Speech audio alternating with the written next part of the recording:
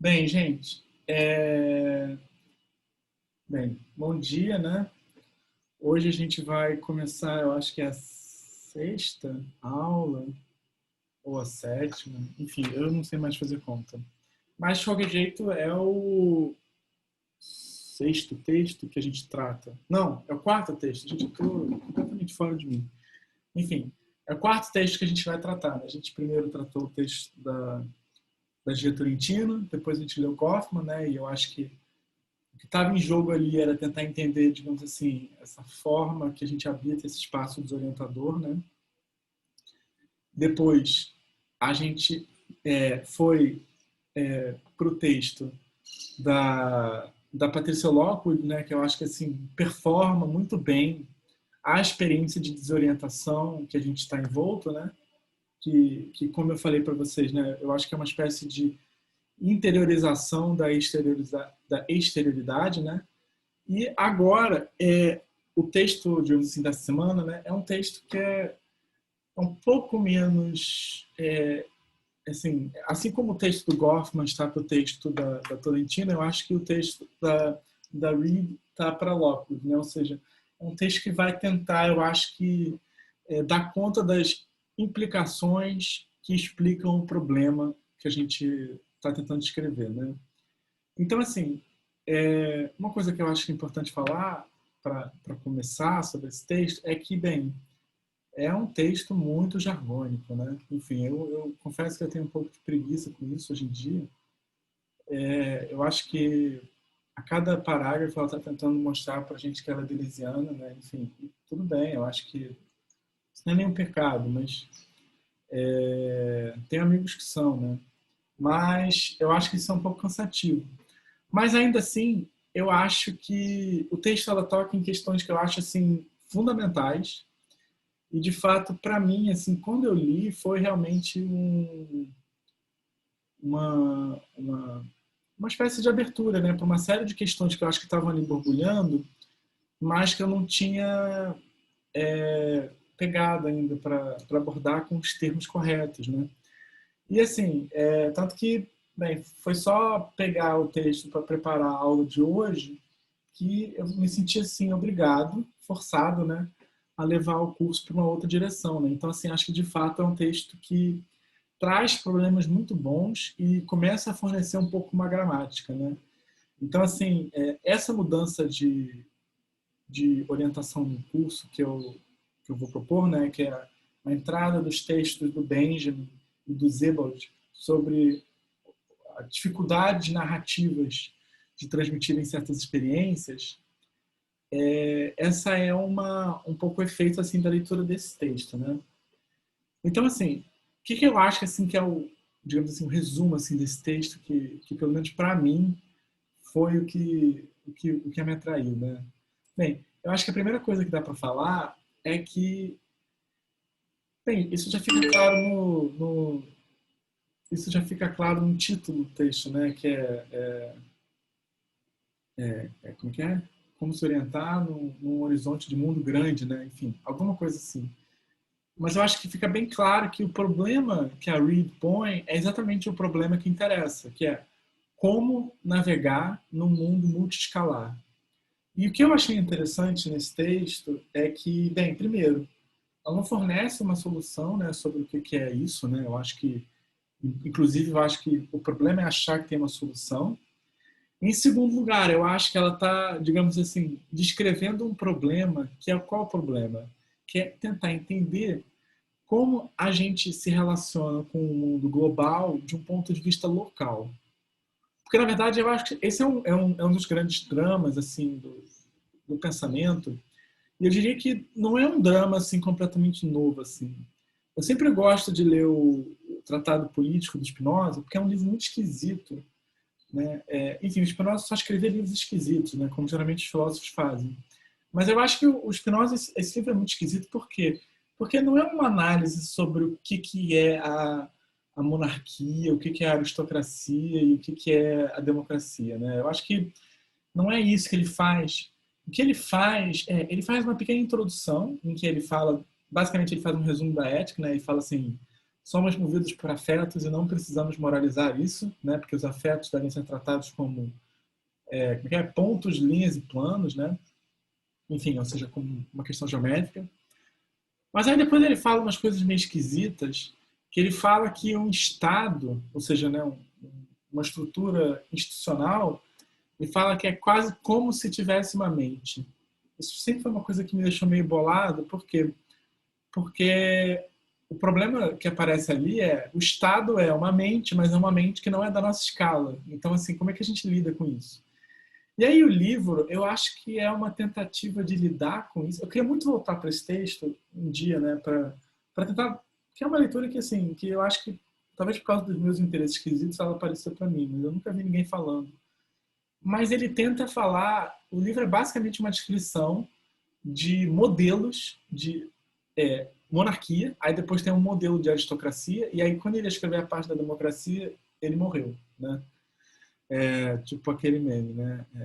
Mamãe, tem democracia no céu? E morreu. E, e assim, mas o louco é que apesar dele falar que ele vai falar da aristocracia, da monarquia, ele cria uns puxadinhos assim, institucionais em que é quase como se a tentativa dele é como é que será que eu posso fazer um modelo de um governo monárquico ou de um governo aristocrático que ele seja, no fundo, democrático? Ou seja, como é que eu posso esvaziar o poder do poder? Qual é o modelo institucional para isso? E é muito louco porque eu acho que é isso. Ele está tentando operar a partir de uma escala que não é a escala nossa, né? É um livro muito esquisito por causa disso, né? Mas enfim, então assim, esse problema, né, de você relacionar local com global, ele não é algo assim propriamente novo, né? Mas o que eu acho interessante na Reed, e eu acho que aí de fato vem o bom delecionismo dela, é que ela pega uma espécie de ímpeto que é o quê? É começar. Porque por onde você começa para falar sobre esse problema? Né? Bem, ela começa a partir das falsas soluções. Né? Isso é sempre um gesto tipicamente deleuziano, né? Que é apontar os falsos problemas para que dos falsos problemas você consiga botar o problema de uma forma satisfatória. Né? Então, assim, o que eu acho que que a Reed faz nesse movimento é um pouco tirar os obstáculos, né, do caminho para lidar com essa questão. E como é que isso começa? Bem, eu acho que isso começa, na verdade, nem no meio, nem no início do texto, mas no meio, em que, para mim, e na verdade eu devo admitir que eu acho que foi esse parágrafo assim que me deixou bolado, assim, porque essa sessão, né, que eu acho que é a segunda sessão, que me deixou bolado porque assim ela pôs em termos tão claros, porque eu estava procurando há muito tempo, né, que ela vai falar assim, antes de entrar na discussão dela, ela vai falar assim, ok, mas a gente tem que lidar com essa escala multiplanetária e blá blá blá e tudo mais, e é difícil, é complicado, colonização. Mas o que é navegar? Né? E aí ela põe numa fórmula, que eu vou até citar, né, que ela fala que navegar seria a mediação contínua da intencionalidade com a contingência dos eventos desconhecidos ou ocidentais. Ou seja, existem dois aspectos na navegação, e eu acho que é importante isso. Na verdade, eu diria que tem três aspectos. Né? O primeiro aspecto é o quê? Para navegar, você precisa ter uma intencionalidade, ou seja, você precisa saber o que você está procurando. Né? Eu acho que se a gente não sabe o que a gente está procurando, a gente não tem o que fazer. Né? Eu estava escutando, eu não sei se eu falei isso para vocês, ou eu falei isso em outra aula, mas eu estava escutando um podcast que é o podcast mais assim, tipo, Mundo Moreira Salles de todos os tempos, né? Que é o 20 Mil Léguas Submarinas, que é feito por duas pessoas que têm sobrenomes, né? É literalmente isso, né? São duas escritoras que é bom o podcast, mas eu não consigo deixar de ficar irritado com o fato de que um podcast é patrocinado pelo Universo Moreira Salles, né? Porque é patrocinado pelo Instituto Serra Pilheira, que é um podcast de uma editora da galerinha assim hipster de São Paulo, né? Que é a editora Todavia. Não consigo não ficar irritado com o fato de que as duas apresentadoras desse programa que fazem um trabalho bom são duas pessoas que são filhas de pessoas, né? Isso é uma coisa que realmente assim me irrita, né? Enfim, como um homem branco, hétero, de classe média, eu preciso ocupar os pequenos espaços que eu tenho de não ser privilegiado, né? ou seja, de não ter pais que têm uma inserção no meio cultural, gente. Então, eu estou deixando aqui o meu protesto, né, por esse único momento em que eu posso fazer esse tipo de reclamação, né? Enfim, na verdade é isso, né? Eu queria estar lá, né? A verdade é que eu tô com inveja delas, é por isso que eu reclamo. Mas enfim, por que eu tô falando desse podcast? Que é um podcast bom e tal, eu fico com inveja, né? Porque o que você pode fazer com dinheiro? Muita coisa. Mas enfim, elas entrevistam o Amir Klink em um determinado momento, né? E o Amir Klink, né, o navegador que atravessou o mundo. Todo mundo fala que ele é um baita filho da puta, né, enquanto pessoa. Mas eu fico imaginando também que você ser uma pessoa que tem um espírito para atravessar o oceano com uma canoa, eu acho que não tem como você ser uma pessoa adequada, né, para viver em sociedade, eu acho, né? Você tá lá, tem uma porra de uma baleia, você tem o céu, você não consegue ver nada, enfim, deve ser meio foda mesmo. Assim. Confesso que eu entendo um pouco. Mas enfim, mas tem uma coisa muito boa que o Amir Klink fala, que é o quê? Que é como é que você se orienta no mar? E assim, de fato, o mar, puta que pariu, assim, uma vez eu estive num cruzeiro, e assim, gente, eu quero que vocês não me julguem por isso, porque eu fui para um cruzeiro numa coisa meio David Foster Wallace, que era o seguinte, meu pai, né, meus pais trabalhavam na Varig, quando a Varig faliu, meu pai estava trabalhando numa agência de viagem, né, porque, enfim, tinha sido comissário de bordo durante a vida inteira dele. E aí ele vendia passagens para cruzeiros, né? E aí ele falou assim, Rafael, você quer fazer um workshop num cruzeiro? Você vai ficar uma semana no cruzeiro, você vai para Buenos Aires e para o Uruguai, você só tem que assistir o workshop, né? Por que não, né? Quem é que vai negar ir para um cruzeiro? E assim, de fato, assim, se vocês leem o ensaio do David Foster Wallace sobre um cruzeiro, é maravilhoso porque é exatamente aquilo, assim, é uma experiência ao mesmo tempo horrível, porque você fica posto num nível de conforto esquisito, que não é um bom conforto também, mas ao mesmo tempo as suas necessidades são satisfeitas, enfim, é uma coisa esquisitíssima. Mas, o que é legal? O que eu achei legal, pelo menos assim, dessa viagem, né? Além de ficar uma semana e meia fazendo amizade com pessoas que eu nunca mais vi na minha vida, né? Porque é isso, né? Você tem que fazer amizade. Você está lá 7 dias com pessoas que você não conhece, tem que fazer amizade com pessoas que você jamais... Tipo, um reality show deve ser assim, né? Você fica, né, conectado com as pessoas, mesmo que não tenha nada a ver com a sua vida. Mas o que eu achei louco é que, de fato, assim, quando você está ali no meio do mar e não tem nada, assim, é uma coisa assim louca, assim, porque você não vê nada de dia. Você vê só horizonte, isso é uma coisa muito esquisita, para mim foi uma coisa esquisita, né? E por outro lado, isso é uma coisa que o Amir Klink fala, quando você consegue ver alguma coisa, ou seja, as estrelas, você não vê mais o horizonte, né? E aí, qual é o problema da navegação que o Amir Klink fala? É que você tem tipo uns 15 minutos, na verdade 7, né? Para você ter, ao mesmo tempo, as estrelas para te direcionar e o horizonte, né? E aí, por que eu acho que isso é relevante, né? Por quê? Porque se você não sabe o que você está procurando, você não vai conseguir se orientar nesses 15 minutos para saber para onde você tem que ir, né? Porque você tem que ir lá medir a distância das estrelas para o horizonte e tal, e depois disso você tem que também projetar isso, né, para onde você quer ir, né? Porque, ok, eu posso até saber as estrelas, mas se eu não sei a relação das estrelas, e aí por isso que é uma questão tríplice, né? Eu tenho que saber para onde eu quero ir, eu tenho que saber as marcações que eu tenho no meu mundo, e eu tenho que projetar que essas marcações vão valer para o mundo para além do que eu estou vendo, né? É por isso que as estrelas geralmente são um marcador, né? Por quê? Porque elas estão acima, né? Elas não variam na mesma velocidade, né, que a minha visão, enfim. Então, assim, elas permitem com que a distância delas para o horizonte permite com que eu oriente, né, para que direção eu estou indo. Mas, enfim, o que é interessante, então, assim, nessa definição da Patricia Reed, né, que eu achei, é que você tem 3 elementos. Você tem o desejo, né, que é o quê? Aquilo que te move, que te dá digamos assim, uma direção, né, que te dá um porquê. Você tem, por outro lado, os marcadores locais, mas você tem a projeção desses marcadores locais num espaço para além do que você conhece, né? Então, assim, é uma espécie de triangulação, né? E toda a grande questão da navegação é saber, será que esses marcadores que eu tenho aqui são marcadores que valem para além do que eu conheço? Né? Isso que é a dificuldade de navegar. Tanto que parece que durante boa parte, uma das questões que você tinha na, na, na navegação é que você não conseguia medir, eu acho que a longitude, e isso fudia tudo. Enfim. Sei lá por que eu falei isso, né? Se eu não sei explicar o que isso significa, né? Mas enfim, a vida tem dessas coisas. Mas assim, o que é importante, eu acho, é que assim, navegar é você fazer uma mediação com o desconhecido, né? E uma mediação que é intermediada pelo seu desejo e por uma projeção que você faz a partir do que te interessa, né? A partir dos marcadores que apontam sinais, né, para onde você pode verificar se você está indo para o espaço certo ou não.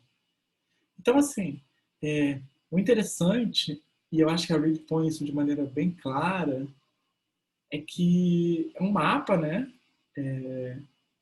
Mas, ao mesmo tempo, é um mapa que ele está entre o elemento material e o conceitual ou imaginativo, né? Porque você está literalmente lidando com aquilo que você não conhece. Isso que, na verdade, que eu acho que é por isso que é difícil navegar. Porque você não está apenas tendo... Porque é aquele negócio, se você já navegou, foda-se, você já tem o mapa pronto, né? O problema, navegar não é isso. Navegar é você fazer tipo os caras lá que estão com a caravela, né? Pela primeira vez, né? Depois que a galera já fez... O cruzeiro que eu tava, ninguém tava tendo problema para navegar, né? Então, assim, eu acho que isso é um problema difícil, né? E, assim, saber o que você quer é difícil. Saber também identificar a relação das coisas que você quer com as coisas que podem apontar o que você quer também é difícil. Então, assim, é difícil navegar, né?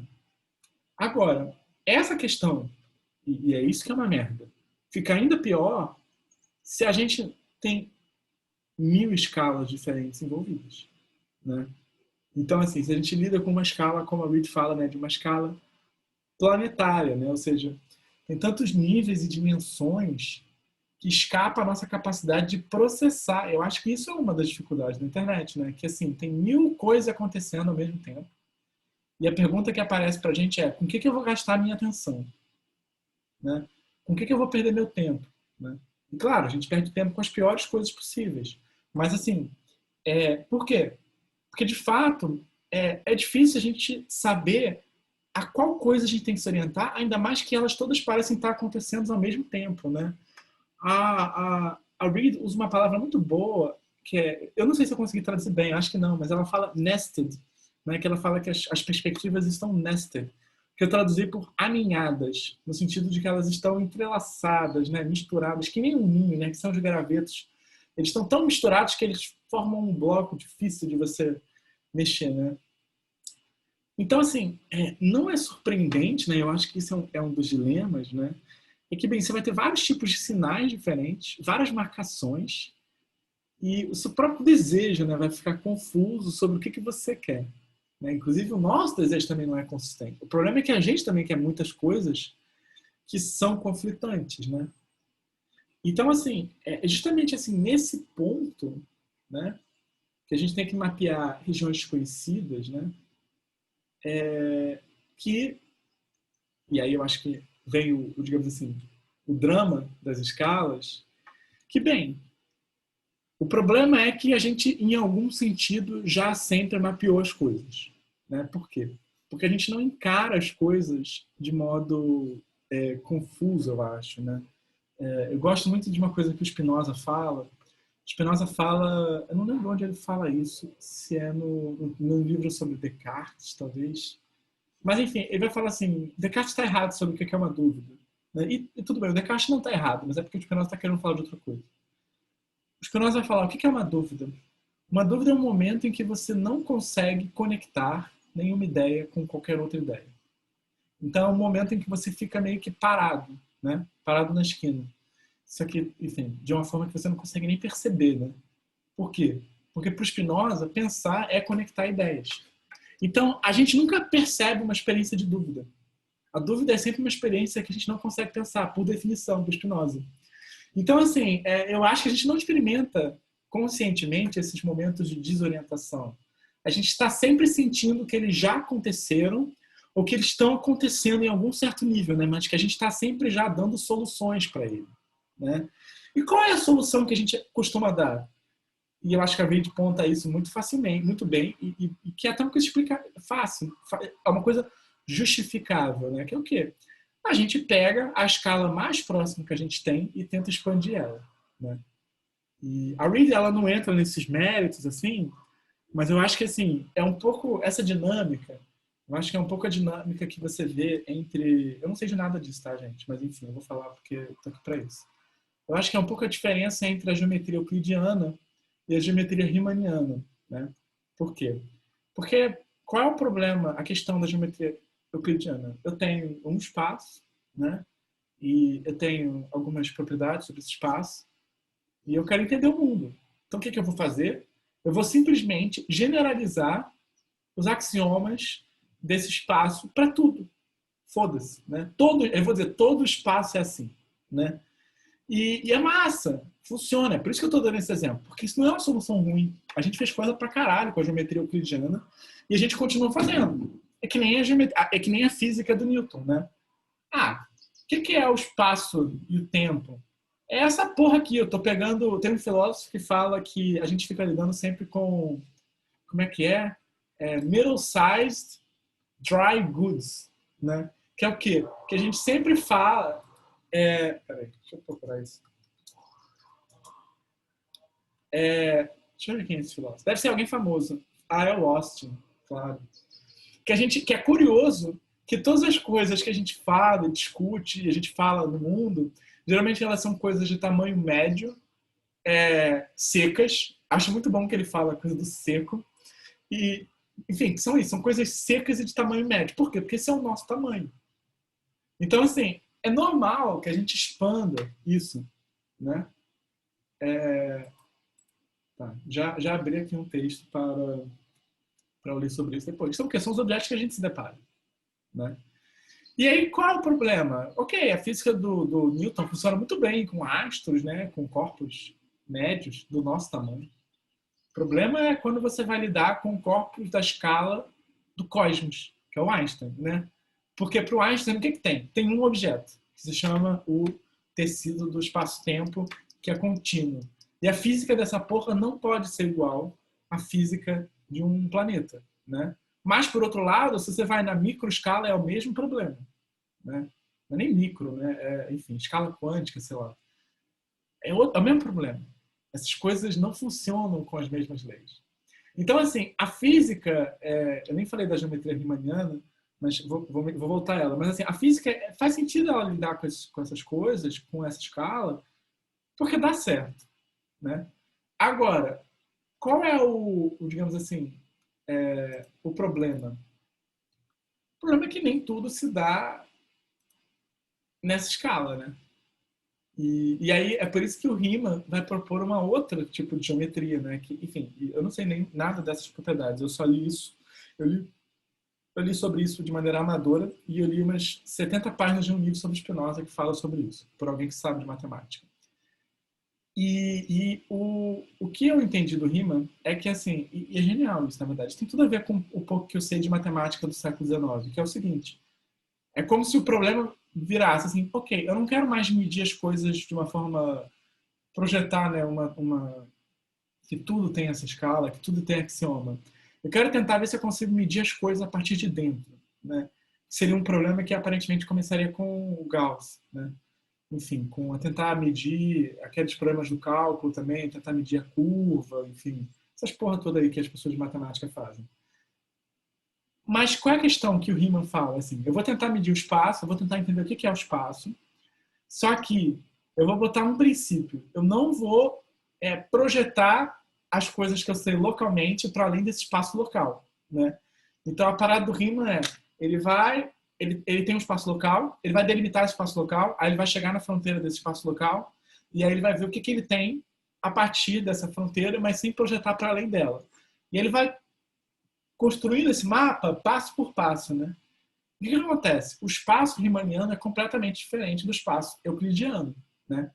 E quer dizer que algum deles é melhor? Não, porque você faz coisas diferentes com cada um deles, né? O problema, para voltar para o nosso problema, é que quando a gente faz isso no mundo real, né? Porque no mundo da matemática é tudo lindo, não faz a menor diferença, não vai afetar ninguém. Quando a gente faz isso no mundo real, como é que a gente vê essa escala sendo expandida? É, por exemplo, o capitalismo. O que é o capitalismo? Eu tenho um problema, uma escala e um paradigma, que é o quê? Eu quero acumular capital. Esse é meu único problema e esse é o único ponto de vista que eu assumo. E aí o que você faz? Você encara, por exemplo, as Américas como uma grande plantation, né? E toda a multiplicidade de vidas ecológicas, indígenas, enfim, tudo isso é apagado. E assim, eu acho que isso é interessante. Não é que o europeu, e eu acho que é importante a gente fazer isso, né? Eu sou contra essa coisa de dizer que o europeu é mau, porque bem, a gente não é nem europeu nem índio, né? A gente não é isso, né? A gente não é. Eu não sou o Davi Copenhague, nem o Krenak, e eu também não sou o Bruno Latour, né? A gente é essa merda no meio, né? Enfim. E a gente fica falando assim, não, mas é justamente isso que é de verdade, né? O que é a mistura. Mas enfim. É... Então, assim, eu acho que uma coisa que é interessante, que o Levi fala sobre isso, né, todo o povo é etnocêntrico. Né? Essa questão de expandir as suas próprias perspectivas, isso não é assim, o europeu é malvado, sei lá o quê. Não. Né? Tanto que se você vê, o problema é os efeitos que a nossa expansão de escala gera. Né? O problema é o paradigma que a gente meio que adota. E assim, se você for bem sincero, assim, você vê que assim, o paradigma do capital não é nem um paradigma que você pode chamar de algum povo, né? Digamos assim, né? É alguma coisa que vai dominando, que surgiu na Europa por condições históricas e tal. Mas, assim, moralizar isso eu acho que é um problema que dificulta a gente lidar com essa questão, né? Mas, enfim, qual o problema, então, de você projetar uma escala para um mundo multi-escala? É que você acaba apagando, de maneira violenta, as outras perspectivas, né? E aí você vai fazer o que você faz hoje, né? Que é o quê? Matar índio porque você quer usar a terra deles para mineração. E foda-se, né? Ou fazer aquela coisa, né? De querer trazer os índios para civilizar os índios, né?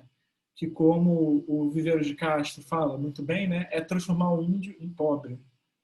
Porque de fato é isso, né? O indígena que, digamos assim, está ali na sua economia, no seu mundo, né? Não é que ele está desconectado do nosso mundo, né? Ele está ali, digamos assim, numa espécie de resistência a esse mundo, numa certa fronteira.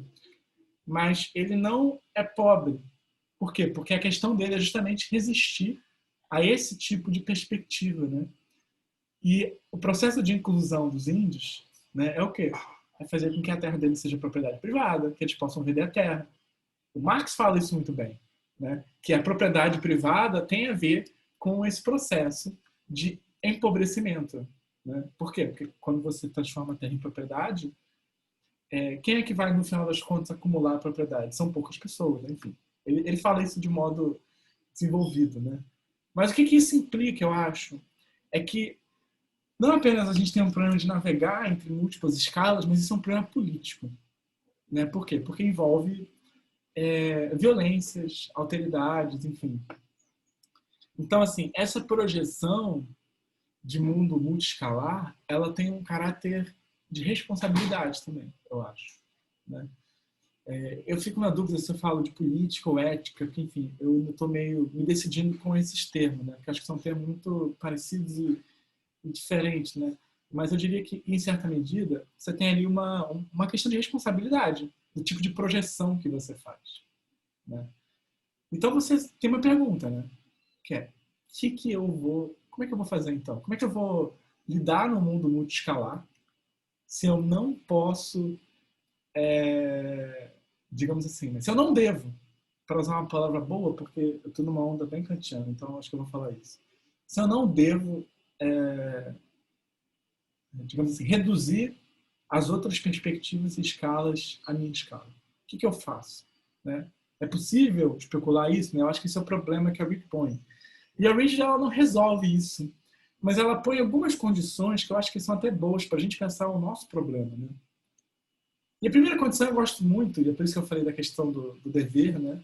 é que ela é uma espécie de imperativo, né? Ela não fala nesses termos, mas eu acho que é o que está ali, né? É tipo assim, é uma espécie de compromisso de você preservar distinções localizadas, né? Ou seja, ok, eu quero, enfim, navegar no mundo multiescalar, mas eu quero fazer isso sem reduzir as outras perspectivas e escalas, a minha perspectiva e escala.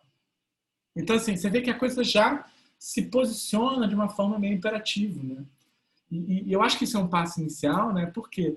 Porque o principal risco é justamente a gente reduzir as coisas a um certo ponto de vista, né? Reduzir as múltiplas diferenças inconsistentes.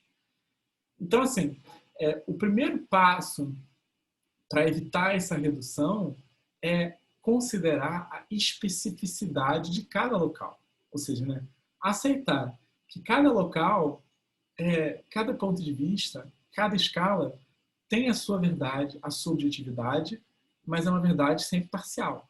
Né? E assim, por que é importante falar isso? Né? Porque uma das formas mais simples de você apagar outras escalas é reduzi-las a ilusões, né? Reduzir elas a ideologia, reduzir elas digamos assim, a falsidades, a enganação. Eu acho que verdadeiramente o desafio é tentar entender qual é a verdade que está envolvida nessa perspectiva. Porque é apenas assim que você consegue evitar. É uma proposta de você, uma possibilidade de você evitar reduzir as outras coisas. Porque se tem algo ali de objetivo, você não tem como reduzir aquilo. Aquela singularidade tem alguma coisa, né? E para pensar assim de uma forma bem boba, mas com outro problema, né? Eu fico pensando assim, nessa questão enfim, se as pessoas que são bolsonaristas, as pessoas que, enfim, estão ali e tal. Eu acho que assim, ok, a gente pode, digamos assim, no âmbito pessoal, chamar as pessoas de idiotas, xingar elas, querer mandar elas tomar no cu, querer que elas morram e tal. Mas assim, a verdade é que se elas estão tão engajadas naquilo, é porque aquilo diz algo para elas, né? Aquela experiência tem algo de verdadeiro, ainda que elas não consigam expressar isso, né? Até porque isso é o mesmo para a gente, né? A gente também não consegue expressar sempre qual é a objetividade da nossa situação. Não é porque a gente está nela que a gente sabe, né? Pelo contrário. Então, assim, eu acho que a questão é uma espécie de imperativo que evita a generalização redutora, né? Mas, assim, isso é interessante, mas, ok, a gente consegue preservar a especificidade dos pontos de vista particulares. Por quê? Porque a gente está tomando isso como imperativo, né? Mas e aí? O que eu faço a partir disso? Porque eu ainda tenho que pensar, ok, e o mundo multiescalar, caralho? Como é que eu vou lidar com essas perspectivas? Porque viver num mundo em que você respeita todas as perspectivas e ponto também é um caos. Por quê? Porque se tudo é verdade, digamos assim, você continua perdido, né? Porque você vai simplesmente ficar indo de um ponto a outro, né? Talvez você vai ficar que nem eu fico quando eu estou lendo os textos da história da filosofia, né? Que é tipo assim, eu concordo com todo mundo, né? Eu acho horrível isso, porque eu concordo com todo mundo, eu quero concordar com todo mundo, mas é importante entender em que medida você está concordando, né? Na verdade, para mim, esse eu acho que é o grande desafio, né?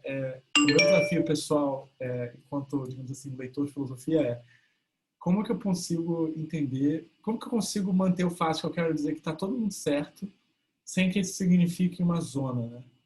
E o princípio que eu tomo, né, que é um princípio que eu acho que não tem como ser aplicado de cima para baixo, mas tem como ser apenas avaliado caso a caso, é tentar ir elaborando os tipos de verdades que tem em cada obra, né, que você vai encontrar, enfim, e ver como elas se juntam na prática, né? Não, eu concordo, alguns estão mais certos que outros, mas é isso, mas a questão é por quê, né? Mas eu concordo com isso, né? E então, assim, e eu acho que a solução que a Reed vai dar, né, que na verdade não é uma solução, é uma segunda condição, eu acho que é um passo nisso, né? Ok, porque, beleza, eu estou preservando a singularidade de cada escala, de cada perspectiva, de cada paradigma. Mas como é que eu vou navegar num mundo que está misturando tudo isso?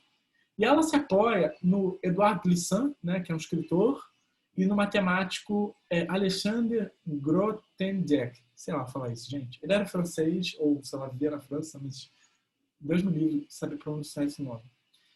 E assim, qual é o, digamos assim, o elemento chave assim, que ela vai pegar deles, né? É que eles vão tentar procurar pensar uma totalidade não homogênea, né? Ou seja, eles não vão estar tentando dar uma totalidade que seja apenas uma projeção de um ponto de vista, mas a maneira como eles vão fazer isso é genial. Por quê? Ela é a partir da maneira que eles pensam as localizações particulares, né? Ou seja, eles vão pensar que a especificidade de um ponto de vista particular está não apenas na sua singularidade, né, mas também nas relações que ele entretém com o resto do mundo. Então, assim, é como se as coisas que tem no mundo não são assim coisas desconectadas, né, as perspectivas. Elas são pontos de vistas, né, que estão relacionados a todas as outras coisas, né? De modo que todas as coisas do mundo aparecem a partir do seu ponto de vista, né? A Reed sabe disso com certeza, porque ela lê Deleuze, né? Isso é justamente uma das teorias que a gente encontra no Leibniz e no Whitehead, né? Que eles vão dizer que, né, as mônadas, elas são ao mesmo tempo, né, uma espécie de mistura de desejo com percepção, mas é uma mistura de desejo com percepção que está conectada ao resto do mundo, mas sempre a partir do seu desejo específico, né? Então, assim, o que eu acho interessante nesse negócio é que o que vai acontecer? Cada ponto de vista, né, vai ter nele próprio, porque ele também é não apenas ele, mas todas as relações que ele entretém, ele vai ter uma espécie de visão de totalidade, né? Então, por exemplo, eu, Rafael, eu não sou apenas a minha singularidade específica, a minha diferença de todas as outras coisas, mas eu sou também a maneira como eu me relaciono com todas as coisas que estão no mundo. Seja as coisas que eu me relaciono diretamente, né, tipo vocês, mas eu também estou conectado com, por exemplo, a maneira como vocês estão relacionados com seus parentes. Por quê? Porque a maneira como vocês se relacionam com seus parentes afeta a maneira como vocês são, que por sua vez me afeta, né? Digamos assim, né? Então, assim, você vê que o que vai aparecer aí, né? E eu acho que isso é bem interessante, né? É que você vai ter uma totalidade que vai variar de acordo com o ponto de vista, ou seja, do paradigma, ou seja, da escala. Mas, como cada elemento dessa sua totalidade também é um ponto de vista, ela também vai ter a sua totalidade. E o que você vai ter? Você vai ter uma totalidade equívoca, né? Um mundo que é o mesmo e não é, né? Um amigo meu tem uma expressão que eu gosto muito, né? Que é o seguinte, que ele roubou de outras pessoas também, né? Mas enfim, é mais que um, mas menos que dois. O mundo é mais que um e menos que dois. Mais que um, por quê? Porque não é apenas a minha perspectiva projetada, mas é menos que dois, por quê? Porque não são dois mundos diferentes, né? Então eu acho que assim que tem uma realidade equívoca aí, né? Assim, se eu fosse ser bem sincero, eu acho que a leitura que eu faço, né? Porque foi muito importante também no meu percurso, né? A leitura dos trabalhos do Vieira de Castro sobre perspectivismo, para, enfim, eu estou vendo os efeitos só agora, né? Mas o problema do multinaturalismo que ele fala, que é uma coisa que é bem espinhosa, né? Eu acho que tem a ver com isso, né? Com o mundo ser mais do que um, mas ser menos que dois, né? Eu acho que esse multi tem isso, né? Enfim, então assim, e qual é o efeito disso, né? Desse mundo equívoco, né? E que é esquisito. É que assim, é isso, né? Tipo, se alguma coisa acontece no mundo de vocês, digamos assim, isso vai afetar. Se alguma coisa acontece na total. Olha, é isso. Digamos assim. Um exemplo completamente bobo, né? Mas assim, digamos que alguém que eu conheço, essa pessoa foi demitida porque está tendo, enfim, um problema no trabalho dela. Ou seja, aconteceu um rearranjo fundamental no mundo dela. Essa pessoa é afetada, só que essa pessoa faz parte do mundo e assim, não é que a pessoa desconta em mim, né? Mas digamos que eu trabalhava com essa pessoa em algumas coisas e antes essa pessoa era cooperativa. Mas depois que ela foi, digamos assim, demitida, ela foi afetada do ponto que ela não é mais cooperativa, né? E aí, assim, houve uma mudança nessa totalidade, que não é a mudança na minha totalidade, mas como os mundos estão interconectados, isso me afeta. E aí, digamos que isso me afeta a um ponto de que meus projetos começam a desandar, né?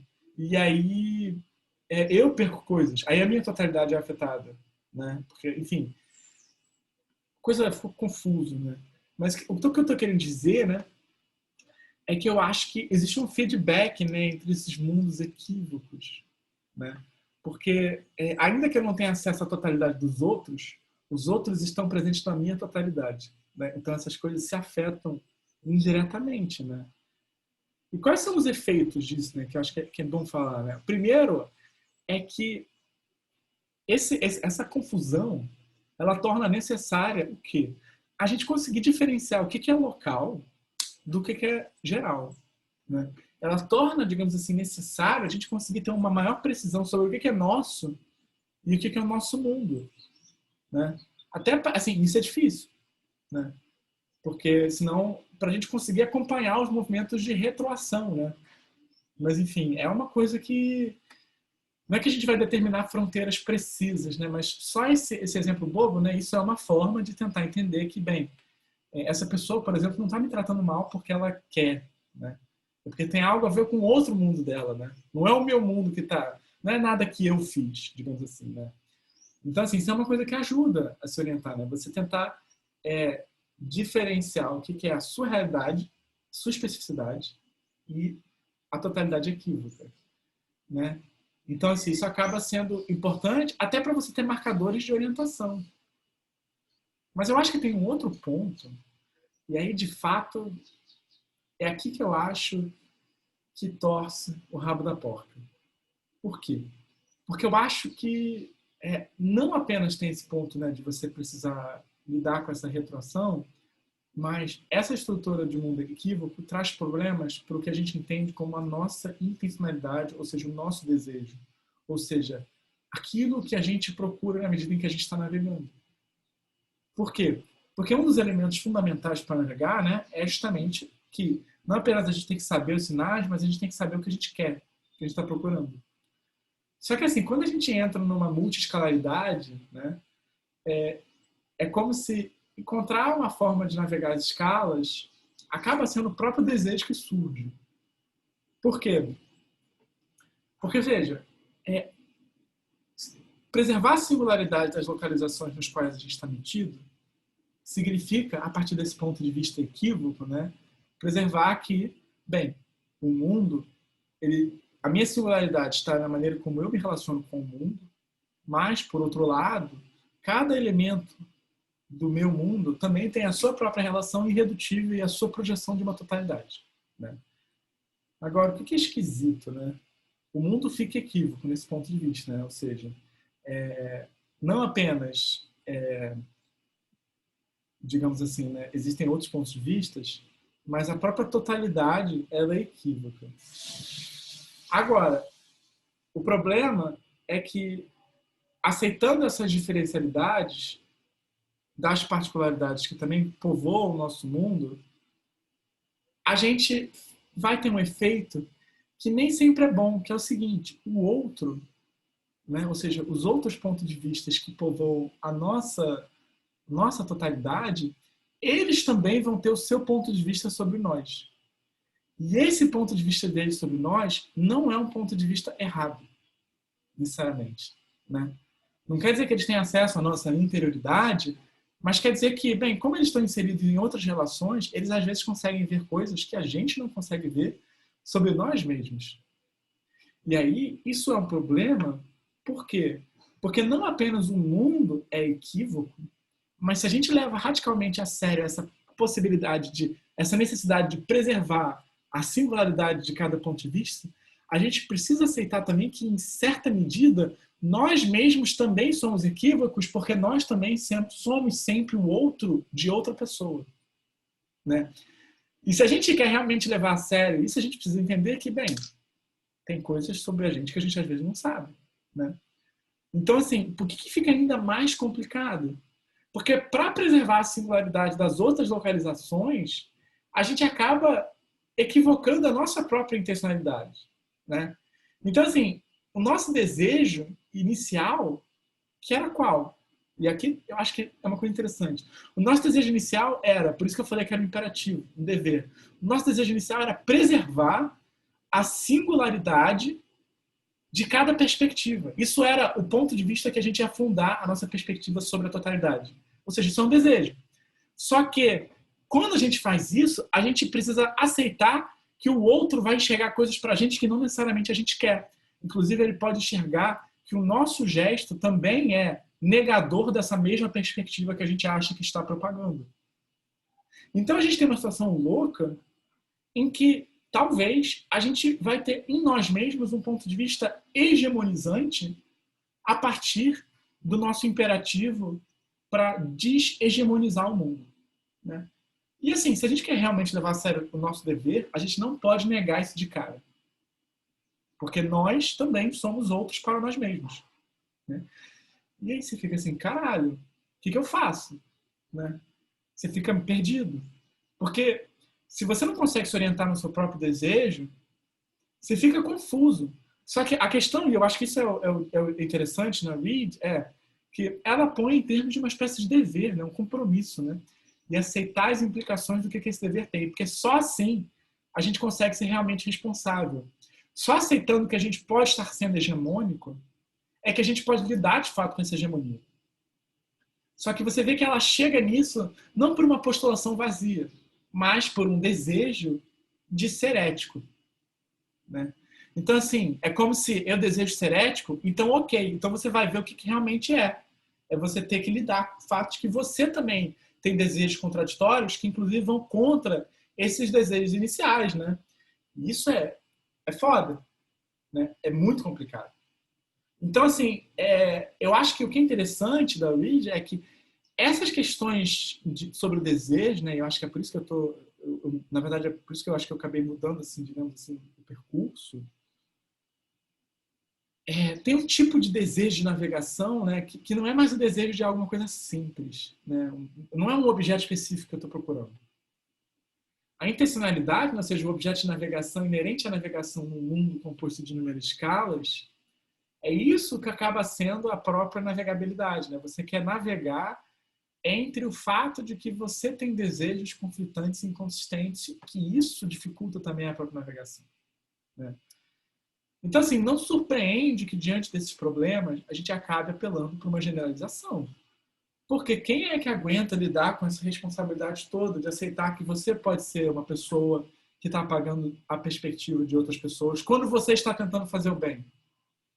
Ninguém quer isso, né? Então a gente finge que isso não acontece, aí a gente conta mentiras para nós mesmos, né? Então, assim, o que eu acho interessante nisso é que isso de fato desloca a questão, né? E eu acho que isso traz a gente de volta para o problema que a gente estava falando, né? Porque o que é, digamos assim, essa estrutura desorientadora que a gente tem hoje em dia, né? É uma estrutura que é uma dupla experiência de interiorização do exterior, né? E isso é basicamente retomando o que a gente discutiu no encontro passado, né? Que é o quê? Por um lado, quando a gente interioriza o exterior, a gente está traduzindo tudo para essa confusão, né? Tudo do mundo se torna navegável de uma maneira simultânea e imediata, né? Mas o que as redes sociais fazem, né? Elas fazem uma segunda interiorização do exterior, que é o seguinte: vamos facilitar isso. Vamos pôr tudo do ponto de vista, já que tudo na internet, né? Tudo é acessível e aí a gente fica perdido. Vamos supor, então, vamos reduzir o mundo mais uma vez e dizer que ele é apenas o que aparece na rede social, né? Então, assim, a rede social é um algoritmo, né? Uma estrutura, uma infraestrutura, enfim, uma arquitetura, né? Uma programação. Para quê? Para facilitar a navegação, né? Tanto que, assim, se as coisas acontecem fora do Facebook, do Twitter, do Instagram, a gente nem sabe que elas existem mais, né? E isso é difícil, isso é um problema, né? E a gente não é por maldade, é porque elas são estruturadas para quê? Para orientar a gente, e a gente quer isso, né? Então, assim, aparentemente isso é uma espécie de resolução do problema de navegação, né? Como se orientar em múltiplas escalas?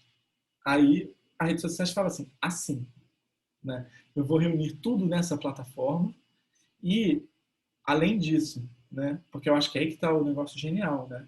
Eu vou processar essas informações por você.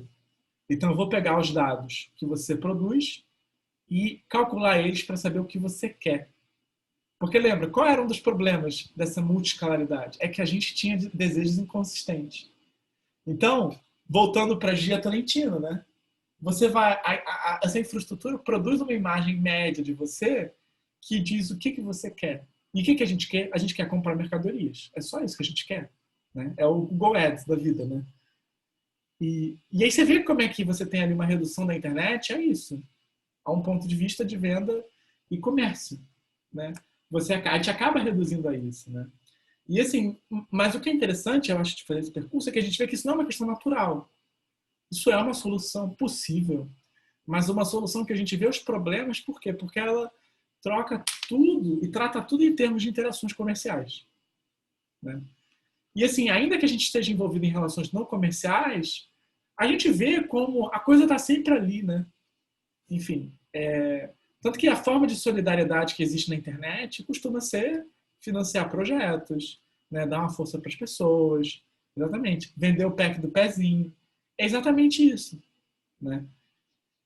E aí o que acontece? O mundo, nesse processo, ele fica reduzido ao seu mundinho, né? Ao que te interessa, mas na verdade não é a você, é a um certo perfil específico que é coletado a partir dos seus interesses mercadológicos processados por um algoritmo monstruoso, né? Que a gente nunca viu antes na história desse mundo.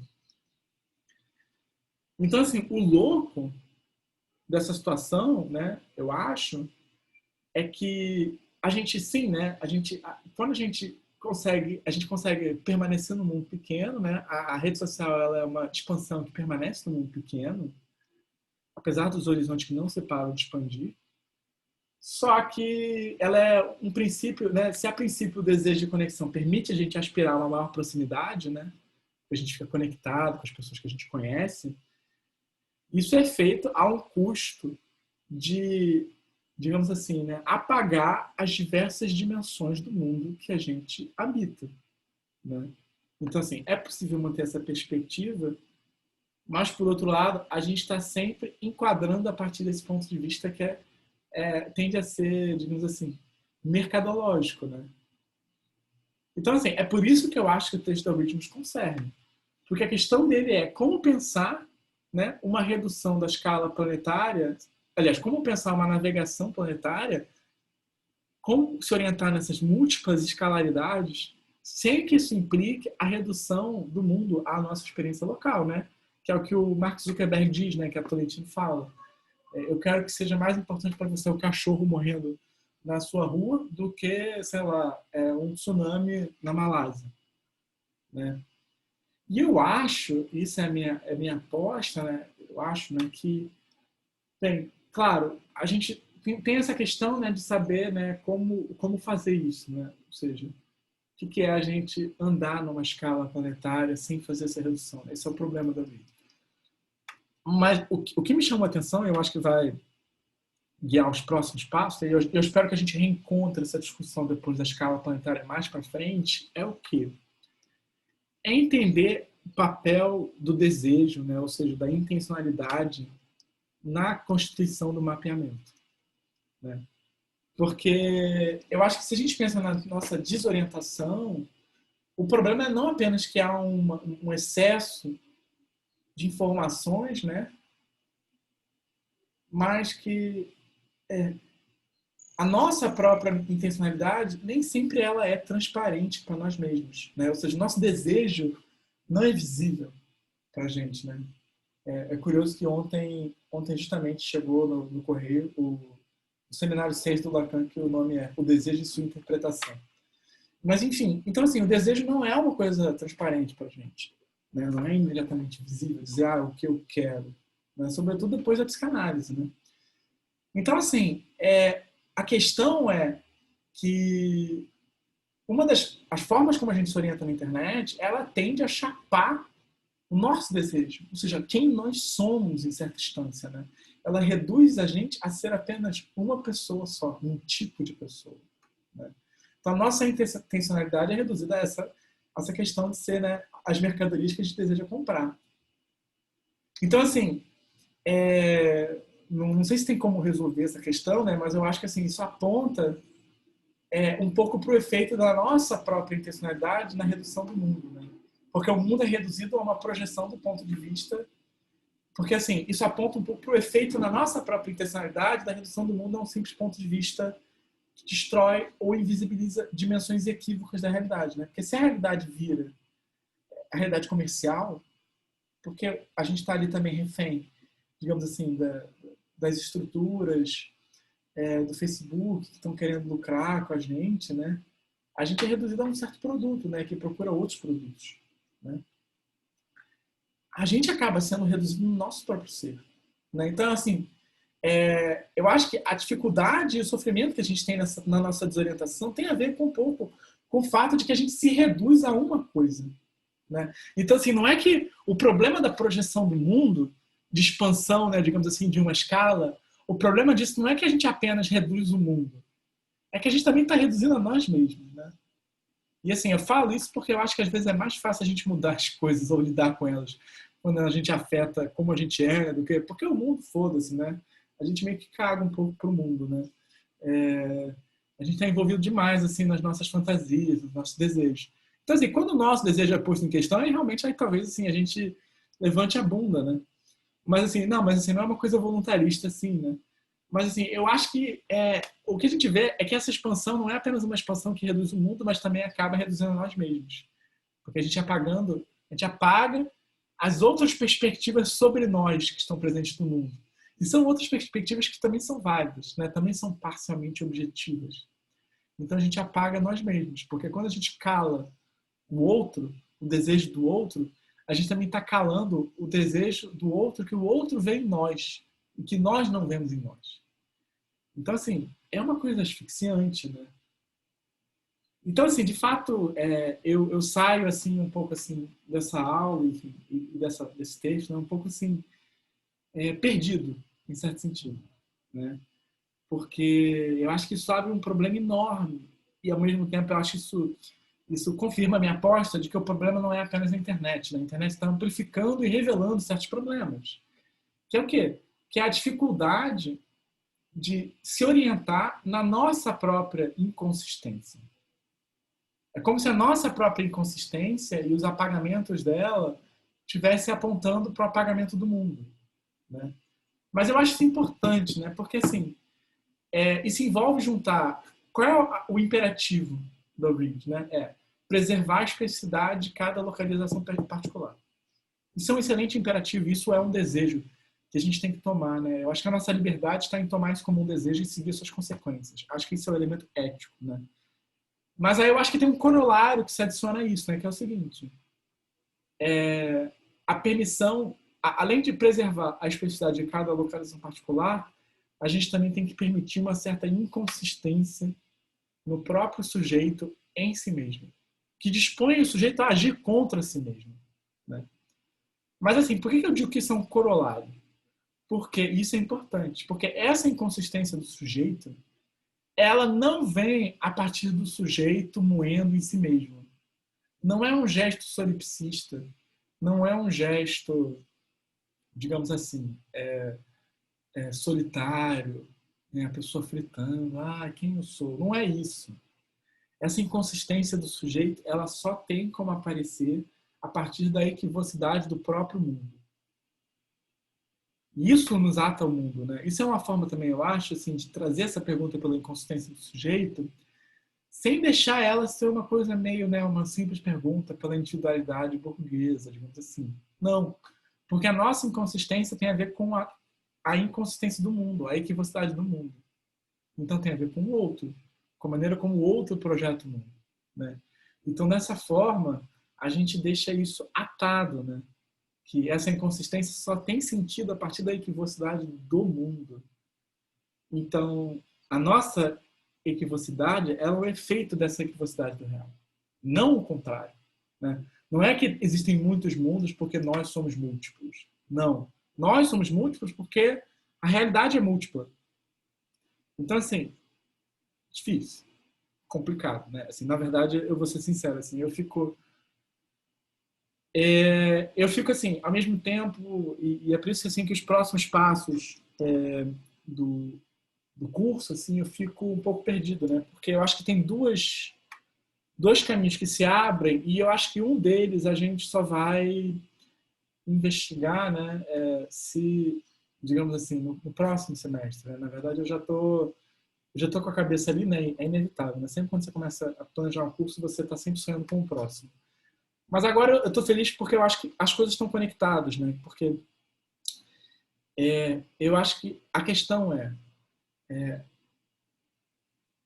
a nossa relação com a orientação do mundo tem a ver também com essa orientação entre os nossos desejos, né? Então eu acho que assim, digamos assim, o próximo curso, né? A filosofia e a orientação e o problema da desorientação 2 é uma tentativa de analisar isso na sua relação com o desejo, né? Ou seja, o papel do mapeamento, do desejo no mapeamento, ou seja, tem a ver com essa equivocidade, né? Tanto que eu acho que se eu tivesse que dar um nome para o próximo curso, seria o título de um livro da Joan Kopchak, que é uma teórica lacaniana, mas fala sobre filmes, enfim. Parece que ela está há 10 anos escrevendo um livro sobre o Kiarostami. E ela tem um livro cujo título é maravilhoso, que é Read My Desire, né? Que é Leia Meu Desejo. E aí o subtítulo é Lacan contra os historicistas, que basicamente é Lacan contra Foucault. E a ideia dela é que as ferramentas do desejo, da psicanálise lacaniana, elas são mais ricas para a gente entender essa localização histórica, né? E eu achei isso interessante, né? Inclusive esse livro, em tese, é para chegar aqui em casa hoje, né?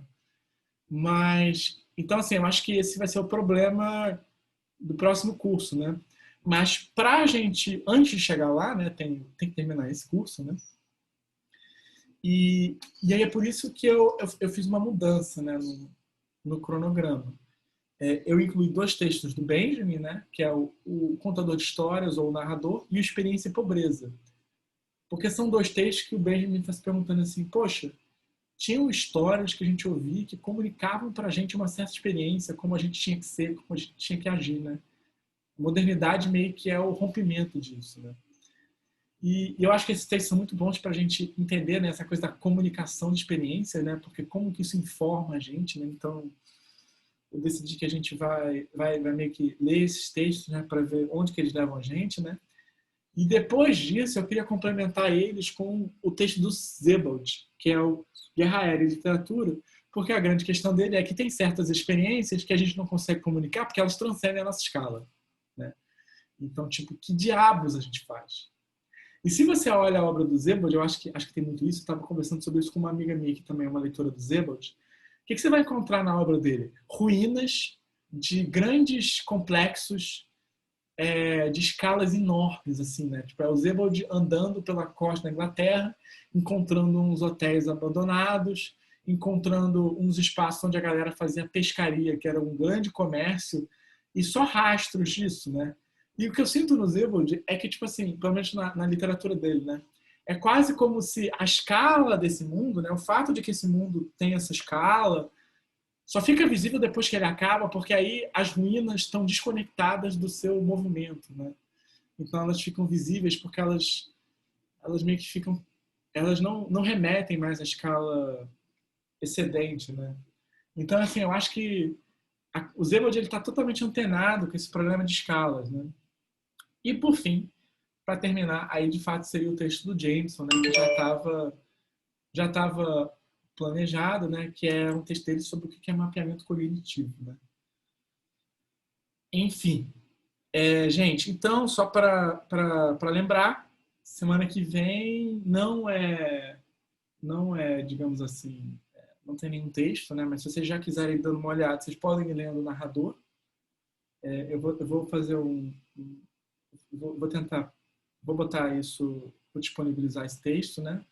Mas sem conta fácil na internet.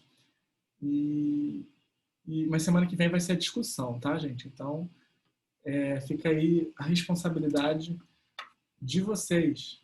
Mas, assim, uma coisa que eu posso falar, que eu acho que pode ser interessante, eu não sei, porque eu vou fazer isso com uma outra turma que eu estou oferecendo esse curso também, né? Eu sugeri para eles, como um mote, até para ver se anima a discussão, ver o filme do Herzog sobre a internet. Que é um filme assim. O Herzog, ele basicamente ele está aposentado agora, né? Enfim, ele é tipo o Levi-Strauss, né? Ele fez ali as coisas da carreira dele e tal, que ele queria fazer.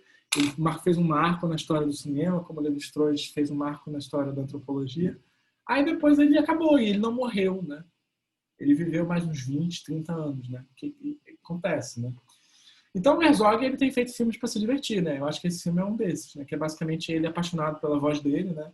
E pelas perguntas que ele faz e como não se apaixonar por isso, né? Eu queria um Waze que fosse o Herzog fazendo comentários assim existenciais assim sobre as direções que você está tomando. Mas aí tem um documentário sobre a internet, né? É bem interessante. Então assim, se vocês quiserem, eu posso passar o link para vocês. Eu botei na pasta o filme com uma legenda, né? Não é muito difícil encontrar, mas é porque antes tinha esse filme no Netflix, né?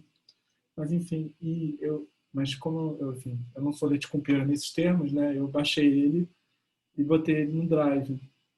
Eu posso passar o link para vocês. E aí, quem quiser ver também, né? Enfim, eu vou ter visto, então a gente também pode trazer questões a partir dele, né? Porque eu vou ver ele amanhã, né? Eu vou rever ele amanhã. Mas enfim. Então, gente, eu acho que por hoje é só. Aí, para quem está vendo de casa, né? É todo mundo, né? Mas para quem está vendo gravado, até a próxima, né? E agora a gente pode, para quem tiver alguma questão, a gente pode trazer ela, discutir. Vou parar de gravar aqui.